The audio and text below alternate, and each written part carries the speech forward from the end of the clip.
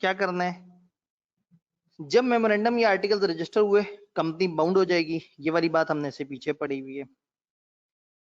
अब क्या होगा, all money payable by subscriber against the share subscribed. जब कंपनी रजिस्टर होती है ना, तो ये लोग कंपनी के डॉक्यूमेंट्स में बताते हैं बानियान कि जब ये कंपनी बनेगी तो इसमें मेरे इतने शेयर्स होंगे, मेरे इतने शेयर्स होंगे। वो तो हवाई बात थी ना कि जब बनेगी तो मेरे पास 10 लाख शेयर्स होंगे। जिस दिन बन गई, अब सब्सक्राइबर की तरफ से कंपनी को मनी पेबल जो है वो ड्यू है, वो एक डेट है।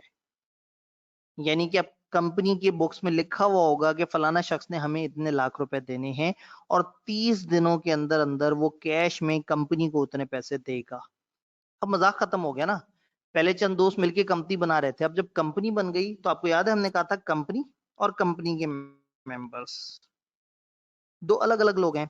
इन मेंबर्स ने कंपनी बनाई और कंपनी के डॉक्यूमेंट्स में लिखा था कि मैं 40 लाख रुपए दूंगा, मैं 10 लाख रुपए दूंगा, मैं इतने। अब ये कंपनी जब बन गई तो कंपनी अपने मेंबर से कहेगी कड्डो पैसे। क्या कहेगी, कड्डो पैसे। पैसे को या पैसों को पैसे कहते हैं कारोबारी लैंग्वेज में। तो वो कहेंगी जी कड्डो पैसे। तो जिन जब इन्होंने कंपनी बनाते हुए कंपनी से वादा किया था, अब कंपनी मैच्योर हो गई है, कंपनी रजिस्टर हो गई है, तो कंपनी कहेगी कि आप लोगों ने मेरे इतने पैसे देने थे, अब वो पैसे मुझे दिए जाएं। 30 दिनों में ये पैसे देने जरूरी हैं। अगर ये पैसे टाइम में ना दिए गए तो कम वो उन लोगों के शेयर कैंसिल हो जाएंगे। उस बानी का नाम रजिस्टर में से हम हटा देंगे कि ये हमारा बानी नहीं है, और रजिस्ट्रार कंपनी को जो मर्जी एडिशनल डायरेक्शंस देना चाहे वो डायरेक्शंस दे सकता है।